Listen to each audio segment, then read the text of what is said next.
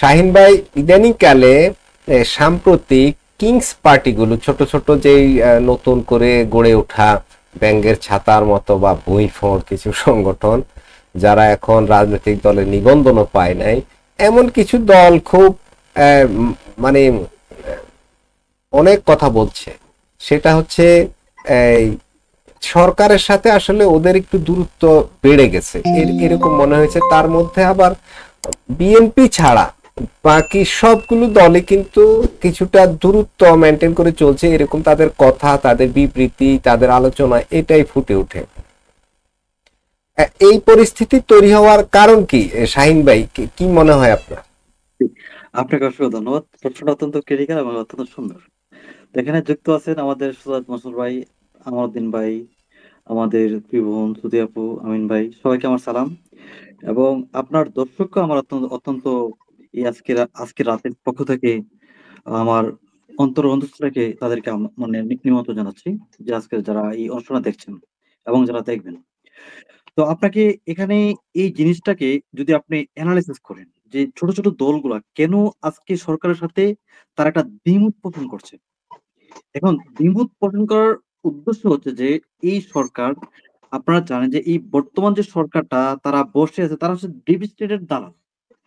এখন deep state যখন তাদের দালালের মাধ্যমে কোনো একটা তাদের প্ল্যান প্রোগ্রাম ফেল হয়ে যায়, তারা কিন্তু তখন এই যে তাদের যে কাঙ্ক্ষিত লোক তাকে দিয়ে আর ওই দ্বিতীয়বার এই কাজটা করাতে চায় না। এখন তারা দ্বিতীয় কোনো একটা কি খোঁজে, এই দ্বিতীয় কি হচ্ছে তারেক জিয়া।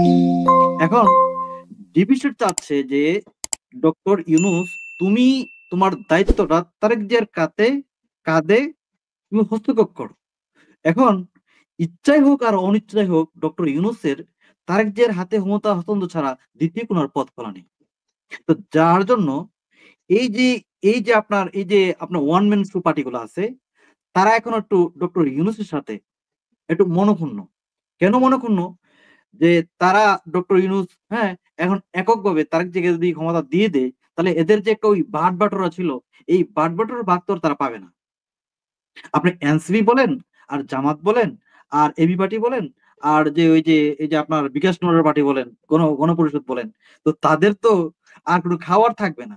এখন আপনার সামনের খাবার যদি অন্য কোনো একজন লোক মানে কেড়ে নিয়ে যায়, তো আপনার কিরকম মনে হয়, আপনার কি মানে কি লাগবে? 17 বছর যাবত তারা অপদার্থ, 17 বছর যাবত তারা তাদের পেটে খাবার দিতে পারে নাই। এখন সামনে একটা খাবারের ব্যবস্থা এসেছিল, তাও আবার মধ্যে দিয়ে হাজাক হয়ে যাচ্ছে। এই জিনিসটা তো কেউ মানতে পারছে না। আপনাকে জিনিসটা বুঝতে হবে যে দেশের জনগণের যে ক্রিটিক্যাল। এখন আপনি এই জিনিসটা বোঝার জন্য এই ডিপ স্টেটের চালটা, এই ডিপ স্টেট আপনাকে বলবে যে বাংলাদেশের গণতান্ত্রিক যে ধারাবাহিকতা চলছে, এটাকে আপনারা যেভাবে একটা এই যে একটা ইন্টারাপ্ট করছেন, এই ইন্টারাপ্টটা আমরা এটা মানি না। বলতে তারা বিজ্ঞপ্তি দিবে যে আমরা ইন্টারাপ্টটা মানি না, আর পাঁচটা বলবে তোমরা তোমাদের কাজ চালিয়ে যাও, তোমরা তোমাদের কাজটা মানে একবারে ভালোভাবে করো। মানে এই যে আপনার জাতিসংঘ যে একটা জিনিস, একটা একটা একটা সংস্থা, তারা 1945 সালে 16ই নভেম্বর তারা প্রতিষ্ঠিত হয়েছিল। কেন প্রতিষ্ঠিত হয়েছিল আপনাকে সেই জিনিসটা বুঝতে হবে। তারা একমাত্র প্রতিষ্ঠিত হয়েছে যে সুপার শক্তি দেশগুলার তাদের মনোরঞ্জন করার জন্য। তাদের মানে অর্থের দ্বারা পরিচালিত সংস্থাটাই মানে আপনার মতো দেশে বা আপনার থার্ড ওয়ার্ল্ড একটা কান্ট্রিতে তারা এই দেশে মানে গণতন্ত্র প্রতিষ্ঠা করবে। আপনি এই কথাটা ভাবেন কিভাবে?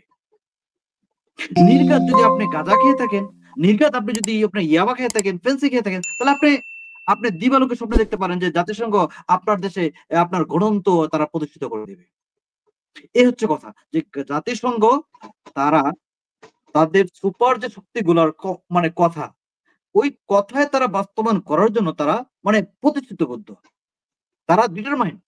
এখন জাতিসংঘ হয়তো ডক্টর ইউনূসকে বসিয়েছিলেন যেকোনো একটা মানে উদ্দেশ্য, যেকোনো একটা ম্যান্ডেট, যেকোনো একটা তাদের বাস্তব মানে পরিকল্পনা দিয়ে, সেই পরিকল্পনা হয়তো ডক্টর ইউনূস ব্যর্থ হয়েছেন।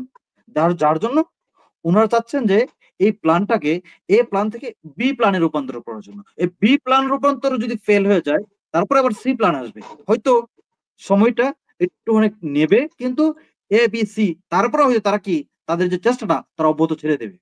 এই হচ্ছে যে আপনার এই বর্তমান সময়ের জন্য জি শাহিন যে ভাই। অন্যান্য দলগুলো আছে তাদেরকে মন খারাপ করার মতো কিছুই নেই। হয়তো সামনে আবার জাতীয় মানে আমাদের যে দেশদ্রোহী যে শক্তি যেটা আছে জামাত, তাদেরকেও ডাক আসতে পারে। যদি বিএনপি কোনো কারণবশত তাদের যে মানে পা স্লিপ করে, তাহলে কিন্তু জামাতের নামটা চলে আসবে। আপনারা দেখবেন যে জামাতের সাথে জাতিসংঘের এবং অন্যান্য যে রাজনৈতিক দলগুলো, তাদের কিন্তু সখ্যতা বাড়বে। তো আশা করি আপনি উত্তরটা পেয়েছেন।